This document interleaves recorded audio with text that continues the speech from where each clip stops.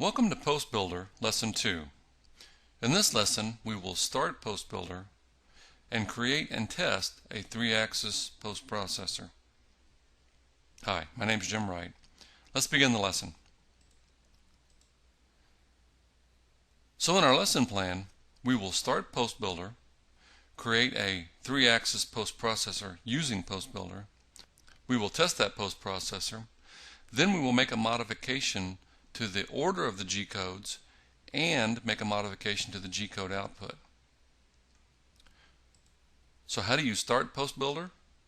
If you're using a standard Microsoft desktop, you choose Start, All Programs, Siemens NX, followed by whatever the current version is that you're using, Manufacturing, and then click on the PostBuilder tab.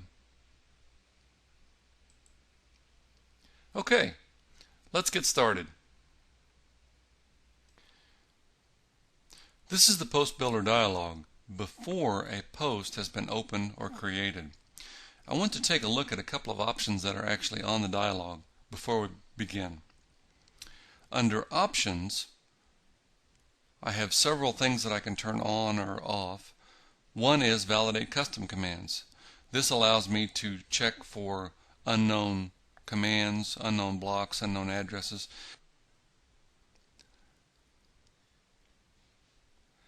Backup Post allows me to save backups. My recommendation is to back up every save, and then once you've completed the post, you can always delete the backups. Another option is to enable the user-defined events editor. I would leave this as yes. And finally, we have language control. I'm using English, so I'll leave it in the English language. Under Utilities, there's a very handy item called Browse Mom Variables. We'll take a look at that in a future lesson. So let's create a post. File, New. The Parameters dialog allows me to select the parameters that I want to turn on for this new post. First, give it a name.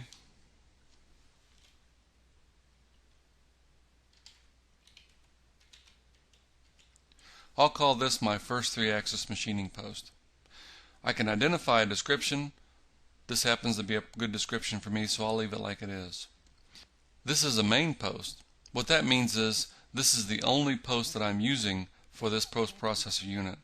In later lessons, we'll explore combining or linking posts together to make a complex postprocessor for a mill turn. I prefer metric output, so I'll choose millimeters as my post output. Notice that Enable UDE Editor is turned on. The machine is a mill.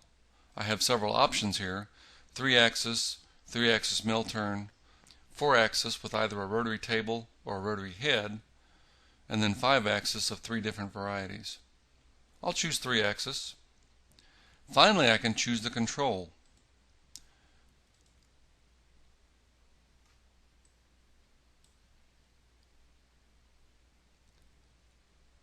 Under Control, we have obviously Siemens controls. We also support FNUC, both a 30i and a FNUC 6M, and Heidenhain conversational. We also support some older controls like the Cincinnati Achromatic 2100s and Achromatic 5s. Bostomatics are there, Fadal. So we have several different controls that we offer support for.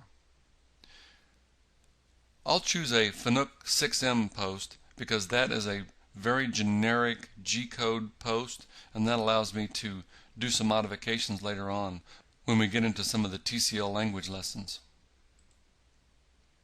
Choose OK. And my new post is created. The first thing I like to do is see what the output is. So I'll save this post. I'll save it in my Scratch directory so that all my backups are easily deleted later on. I'll use the name 3-axis 1.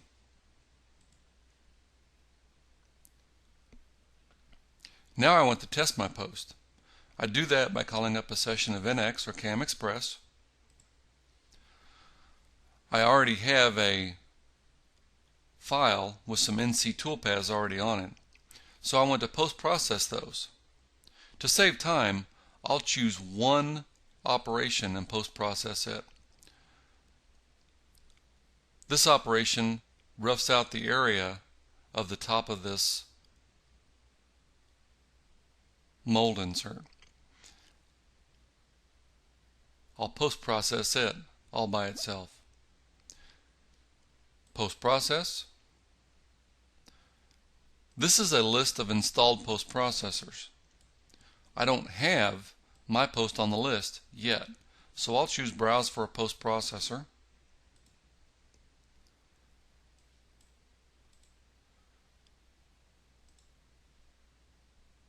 Navigate to the directory where my post-processor is, and then choose OK.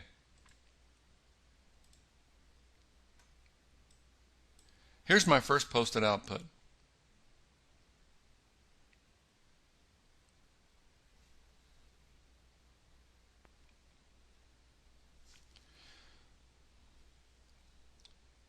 So as I look at my NC output, there are a couple of things that I realize I need to change.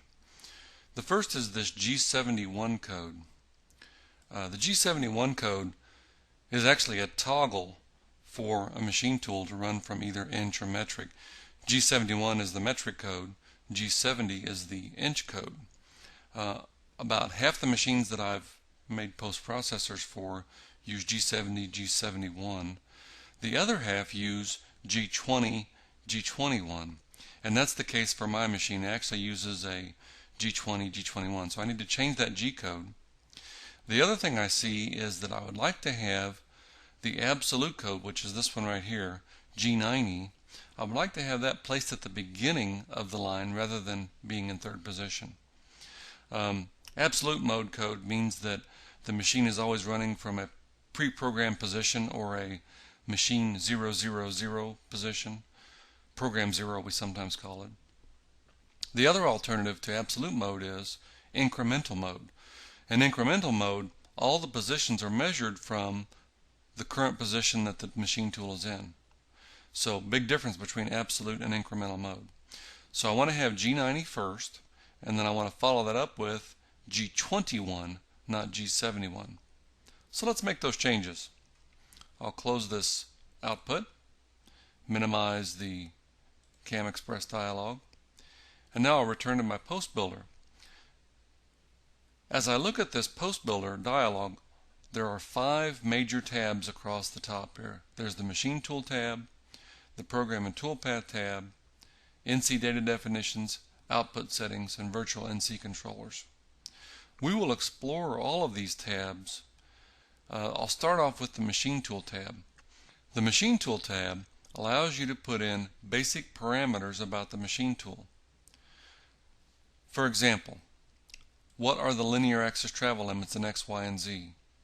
What is the motion resolution? In other words, what is the best resolution that this machine tool supports? How fast can the machine move in rapid mode? This helps us when we're doing time calculations. For some machine tools, they also need to mirror the output. Perhaps they don't use the standard Cartesian coordinate system output. Maybe the x-axis direction is backward or the y-axis direction is backward. Sometimes even the z-axis direction is backwards. So these are toggles that we can turn on or off to mirror that machine tool setting. And then finally we have a display machine tool button, which does just that. It gives you a picture of what the machine tool would look like. Not so helpful for a 3-axis machining center, but it gets to be very helpful when we're doing a 5-axis machining center. The next tab is where I'm going to be making the changes that I stated I was going to make. The Program and Toolpath tab. It has a lot of sub-tabs along with it. There's Program, G-codes, M-codes, Word Summary, Word Sequencing, Custom Command, Linked Posts, and Macro. We're not going to explore all these tabs at once, but I do want to explore the G-codes tab. Remember, I mentioned that my machine tool uses G20, G21 rather than G70, G71. So the G-codes tab looks like a logical place to start to make those kinds of changes. And sure enough, here is a listing of all the different G codes that are available for this particular machine tool. The code that I want to change is intrametric mode. Notice that it's set to G70, G71. So I'll just go in here and delete G70, replace it with G20. Same thing for the metric mode. Change that G20 to G21. Now that that change has been made, postbilder will propagate that change anywhere that particular code is required. So I change it once, changes it everywhere. It's really nice. The other thing I said that I wanted to change was the word sequencing. How do I change the sequence of words? Well, we have a tab called Word Sequencing. Let's click on that. This is a list of all the different G codes that are available for this post and the order in which they will be output. Now, not all of these G codes will be output on every line, of course, but if they are, this is the order that they will be output in. So in this case, I have G90 way here towards the back, and I said I wanted that towards the front. So I'm just going to hold down with mouse button 1, and as I drag that along, you'll notice that it tries to attach itself to the closest G code. If I were to release it here, it would swap positions with that G code. If I release it in between, it will go into that position between those two G codes and not perform any kind of a swap. I said I wanted this G code at the very beginning, so I'll drag it up until it's at the very front of the G code list and let go. And now G90 is at the beginning of the list.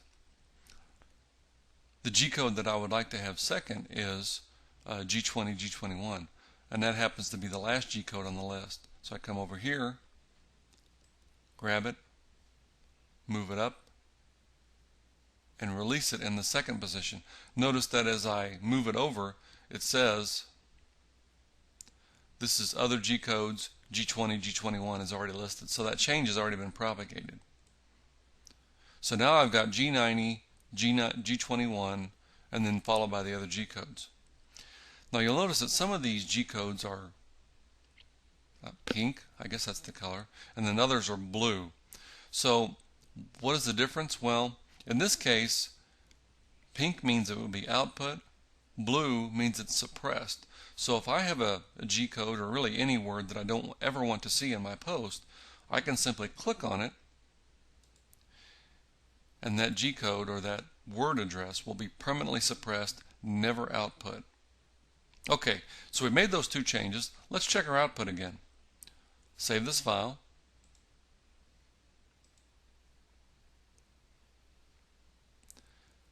Return to CAM Express or NX, whichever you're using. Post-process again. Notice that now my 3-axis post is on the list. This is only temporarily. It will be on the list until I close CAM Express or NX and then reopen it. I'll show you later on how to make it a permanent addition to this list. Choose OK. Now I've got G90 as my first code and G21 as my second code. That matches what I wanted, so I'm very happy with that.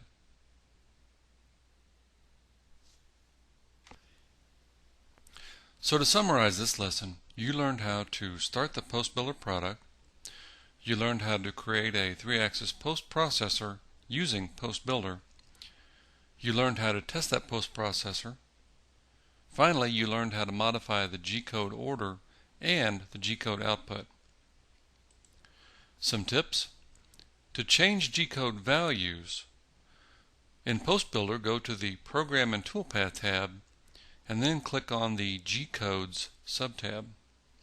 But if you prefer to change the G-codes order, it's the same main tab, Program and Toolpath, but then you should select the Word Sequencing subtab. And the answer to the question, how many post processors can postbuilder open at once? The answer is 1. If you want to open a second post processor, you'll need to save and close the first one. Thanks for viewing. Our next lesson will be more about G-codes. See you then.